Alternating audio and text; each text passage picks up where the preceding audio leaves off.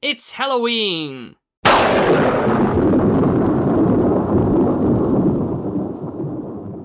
Yes, it's that time of the year again. The holiday that's all about spooky and scary stuff, like skeletons. They are scary, I guess?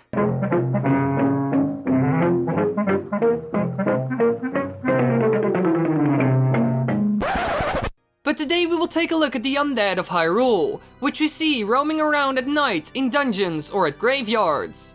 Because what actually happens when you die in the world of Zelda? Do you become a poe, a redead, or something else? How does death work in Hyrule? Well, time to find out.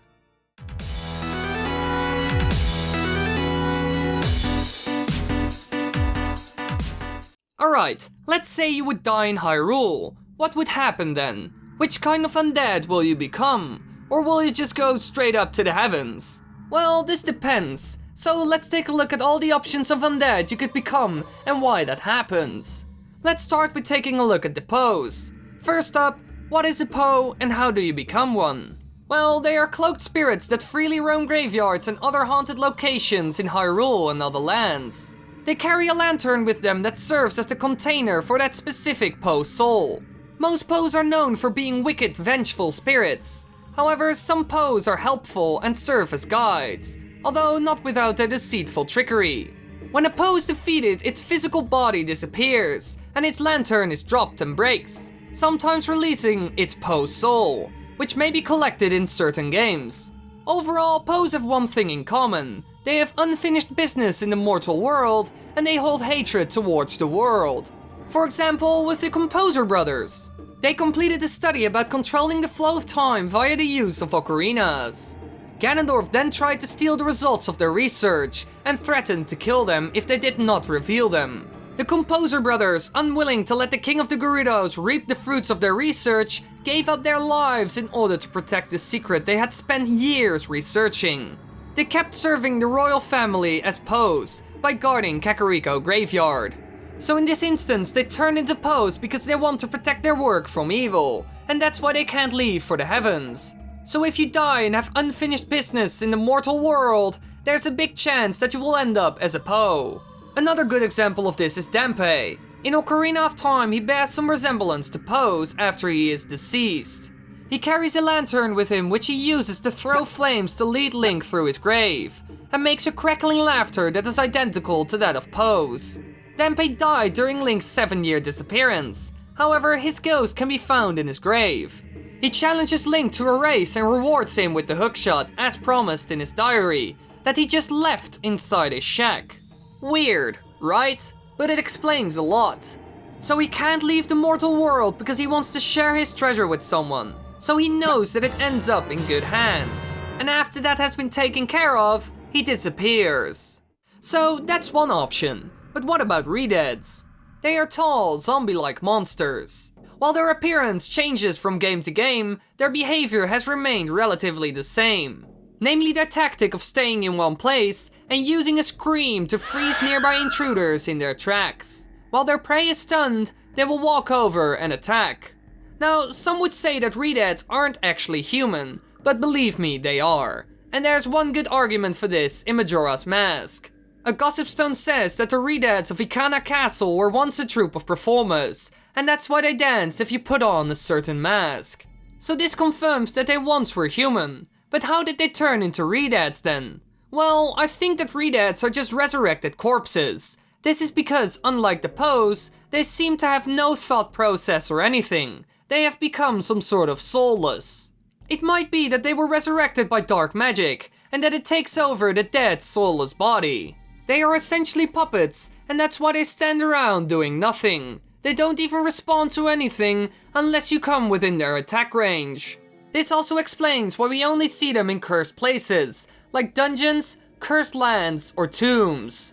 Since they only turn into redeads if dark magic is also present, like in Hyrule Castle Town and Ikana Canyon. Now for our next option of undead, we will take a look at the Stalchild, the standard skeleton of the Zelda series. They are undead skeletal creatures that seem to be closely related to Stelphos, except more childlike and unarmed. Stalchilderen seem to be nocturnal, as they are only seen at night, and when the sun rises, they immediately disappear. Now when you die in the world of Zelda, you could easily turn into one of these creatures, and the effects of the Lost Woods can also cause this. Let's take a look at a good example. The soldiers of the Ikana army who all turned from humans to stalchildren. They still serve the Ikana kingdom and its royal family, even beyond death. Now yet again, this has happened because of dark magic. This is confirmed by Tattle. They were the cursed soldiers of the Ikana kingdom. What are you gonna do? So dark magic essentially turned them into undeads. So it's a similar scenario to the redeads, which also most likely happens because of dark magic. This would also mean that Hyrule Field is some sort of cursed, since we see a lot of undeads there at night. Or those undeads originally came from the Lost Woods and ended up in Hyrule Field. Now what about the undead of the Lost Woods? Why do people turn undead if they enter? According to local folklore, any Hylian that does not possess a fairy will be transformed after becoming lost in the forest. Adults will become Stalfos, while children transform into Skull Kids. The Lost Woods is known to be a maze-like place, so it could be that you need a fairy to guide you and help you. Otherwise, you will get lost and die. And since the Lost Woods is certainly some sort of magical place, it might also have the power to resurrect you as an undead. This would make sense, since a lot of the undead are created by dark magic or strange magic. So now that we know how most of the undeads came to be, and what could actually happen if you die in the world of Zelda, we are going to take a look at two interesting examples that kind of fall outside of any category. Darmani and Pamela's father. Darmani was a famous Goron warrior in Termina's Snowhead Mountains, who was beloved by everyone. Prior to the events of the game, Darmani died while trying to save Snowhead from its curse, and lingers on as a ghost. So here we have another example of someone who can't leave the mortal world after death because of unfinished business. But as you can see, you don't always turn into a Poe. Or that's because he's a Goron. I'm not really sure. Next one. Pamela's father moved to Ikana Canyon together with his daughter to study the paranormal activities there. They made their home in the music box house at the top of the canyon. Here he conducts experiments on undead, fairies, ghosts, and other supernatural beings. When Link first meets him, it is revealed that he has been mutated into a Gypto at some point after traversing the caverns below the empty well. Now this happens because Pamela's father is affected by the Gypto curse. This causes him to become one. So as we can see, people mostly become undead because of curses and other forms of dark magic, even when alive. Examples of this are Pamela's father, the Ikana soldiers, and some citizens of Hyrule Castle Town, since a lot of them could get away.